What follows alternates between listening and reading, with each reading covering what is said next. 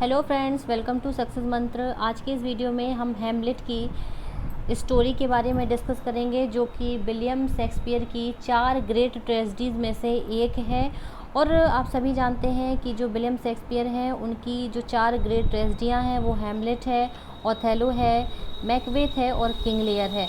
और ये जो ट्रेजेडीज़ हैं ये विलियम शेक्सपियर ने अपने लिटरेरी कैरियर के 3rd फेज़ में लिखी थी। तो हम लोग जो हैमलेट है उसकी स्टोरी को डिस्कस करेंगे। सबसे पहले मैं आपको इसके कुछ कैरेक्टर बता देती हूँ। इसमें जो जो से कैरेक्टर हैं, देखिए सबसे पहला जो कैरेक्टर है वो किंग हैमलेट है, जो कि डेनमार्क का राजा होता है। और दूसरा है प्रिंस हैमलेट, जो कि डेनमार्क के राजा किंग हैमलेट का पुत्र होता है। अब यहाँ पर जो स्टोरी चल रही है वो किंग हैमलेट के घोस्ट के रूप में, जो घोस्ट है किंग हैमलेट का, जिसकी हत्या हो गई होती है, तो वही पूरी स्टोरी में चलता रहता है। तो अब हम लोग इस स्टोरी को स्टार्ट करते हैं। सो प्लीज़ आप पहले चैनल को सब्सक्राइब कर दीजिएगा, वीडियो को लाइक कर दीजिएगा, शेयर ज़रूर कर दीजिएगा। तो ये जो हैमलेट है ये विलियम शेक्सपियर की एक बहुत बड़ी ट्रेजेडी है, और इसको कंपोज़ किया गया था 1603 से 1604 के बीच में इसको कंपोज़ किया गया था। तो इसमें क्या होता है कि जो हैमलेट है वो डेनमार्क का एक राजकुमार है, प्रिंस है, और उसकी वो बाहर पढ़ाई के पर्पज़ से बाहर गया हुआ होता है। वहाँ पर उसको समाचार मिलता है कि उसके पिता, जो कि किंग हैमलेट हैं, डेनमार्क के राजा थे, उनकी हत्या कर दी गई है, उनकी मृत्यु हो गई है। तो जब वो मृत्यु का समाचार सुनता है तो वहाँ से लौट आता है और बहुत दुखी होता है। फिर वो क्या देखता है कि उसकी माँ, जो कि उसकी माँ थी गर्ट्रूड, उसकी माँ का नाम था गर्ट्रूड, उसने उसके चाचा, और जो चाचा थे उसके वो थे क्लॉडियस। तो वो जब वहाँ से लौट करके आता है तो देखता है कि उसकी माँ ने और उसके चाचा ने, दोनों ने मिलकर के आपस में शादी कर ली है, और इस बात की उसको भनक भी नहीं लगी। बस उसको इतना दिखता है कि इन दोनों ने मिलकर के शादी कर ली है। फिर जब वो हैमलेट सो रहा होता है तो उस समय हैमलेट के जो पिता होते हैं, जो किंग हैमलेट होते हैं, वो हैमलेट को एक सपना देते हैं, और सपने में उनसे कहते हैं कि तुम्हारी माँ, मतलब जो गर्टूड है, उसने और उसका चाचा क्लॉडियस दोनों ने मिल करके एक षड्यंत्र रच करके मेरी हत्या कर दी है। किसकी हत्या कर दी है? जो किंग हैमलेट होता है उसका घोस्ट कहता है सपने में आकर के। किससे कहता है? हैमलेट से कहता है। तो हैमलेट मतलब उससे बहुत ज़्यादा दुखी हो जाता है और बहुत आश्चर्य में हो जाता है कि आखिर ऐसा क्यों कर दिया इन लोगों ने। लेकिन जो घोस्ट हैमलेट होता है वो उससे कहता है कि तुम मुझे वादा करो, तुम मुझे आश्वासन दो कि तुम क्लॉडियस से तो बदला लोगे, लेकिन उसकी माँ का तुम कुछ नहीं बिगाड़ोगे, ना ही तुम उसकी माँ से कुछ कहोगे। फिर उसके साथ होने वाले जो उसका अन्याय होता है, तो वो कहता है कि तुम उसके साथ होने वाले अन्याय का बदला ज़रूर लेना। फिर हैमलेट के पिता की मृत्यु के बाद जो हैमलेट का चाचा होता है क्लॉडियस, वो डेनमार्क का राजा बन जाता है। और हैमलेट सोचता है कि उसके ऊपर कोई संदेह ना करे, उसके ऊपर कोई डाउट ना करे कि वह अपने पिता की मृत्यु का बदला लेगा। तो प्रिंस हैमलेट, जो राजकुमार हैमलेट होता है, वो क्या करता है कि वो अपने आप को पागलपन सा दिखाने लगता है। वो ऐसा महसूस कराने लगता है कि उनको किसी को भी हैमलेट के ऊपर शक ना हो, और हैमलेट पागल जैसा अभिनय करने लगता है। मतलब वह ऐसे हमेशा व्यवहार करता रहता है कि जैसे वह पागल हो गया हो। एक दिन वो क्या होता है कि वो राजा के महल में जाता है, क्लॉडियस जो कि डेनमार्क का राजा बन गया होता है, उसके महल में जाता है और राजा को मारने के उद्देश्य से वहाँ पर जाता है। लेकिन वहाँ पर क्या देखता है कि वो राजा ईश्वर की प्रार्थना में उस समय बैठा हुआ होता है और ईश्वर से प्रे कर रहा होता है, भगवान की पूजा कर रहा होता है।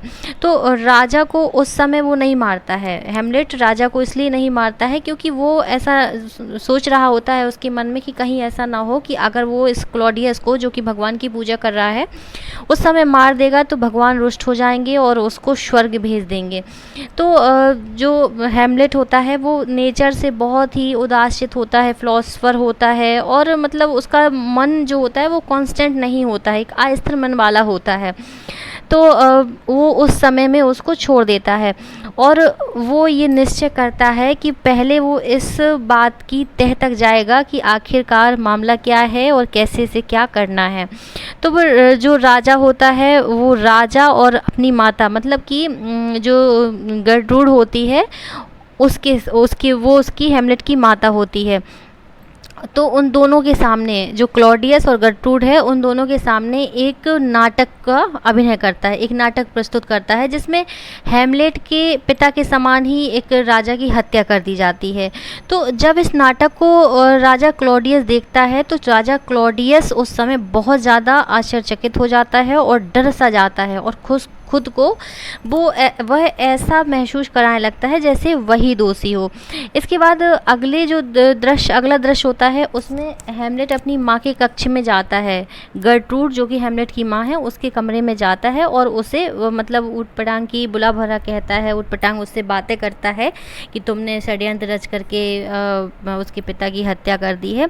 तभी दीवार के पीछे एक पर्दा हिल रहा होता है तो वह पर्दा हिलता हुआ देखता है कि राजा क्लॉडियस उस पर्दे के पीछे छिपा है। क्योंकि जब हैमलेट अपनी माता गर्टरूड से बातें कर रहा होता है उस समय जो क्लॉडियस है वो पर्दे के पीछे छिप करके सारी बातें सुन रहा होता है और उसकी माँ की और हैमलेट की दोनों की बातें वो सुन रहा होता है। तो पर्दे के पीछे छिपे हुए आदमी को अपनी जो तलवार है उससे मतलब वो घुसेड़ देता है। कौन घुसेड़ देता है? हैमलेट घुसेड़ देता है। परंतु जो वहाँ पर जो आदमी मर जाता है वो होता है लॉर्ड पोलोनियस। अब पोलोनियस का क्या रोल है इस बात को भी हम यहाँ पर डिस्कस करेंगे। जो कि हैमलेट है, हैमलेट की लवर होती है, उसका नाम होता है ऑफेलिया, उसका पिता होता है। तो पोलोनियस यहाँ पर दूसरा करेक्टर है। करेक्टर्स ही ज़्यादातर पूछे जाते हैं इसलिए आपको ये भी याद रखना है। तो उसकी जो लवर होती है ऑफेलिया उसका पिता होता है और जो प्रिंस हैमलेट होता है वो बहुत ज़्यादा दुखी हो जाता है कि मतलब उससे गलती से उसके गलती उससे हो गई है और उसने राजा की जगह पोलोनियस की हत्या कर दी है। तो जब राजा ये देखता है तो वो ये समझ जाता है कि इसका मतलब हैमलेट उसे मारना चाहता है और वह हैमलेट को जो राजा है क्लॉडियस है वो हैमलेट को बाहर भेज देता है, इंग्लैंड से बाहर भेज देता है ताकि वो कहीं बाहर जाए, उसकी वहाँ पर षड्यंत्र करके हत्या कर दी जाए और राजा क्लॉडियस खुद को बचा सके। लेकिन जो समुद्री डाकू होते हैं वो हैमलेट को पकड़ लेते हैं और वापस डेनमार्क भेज देते हैं।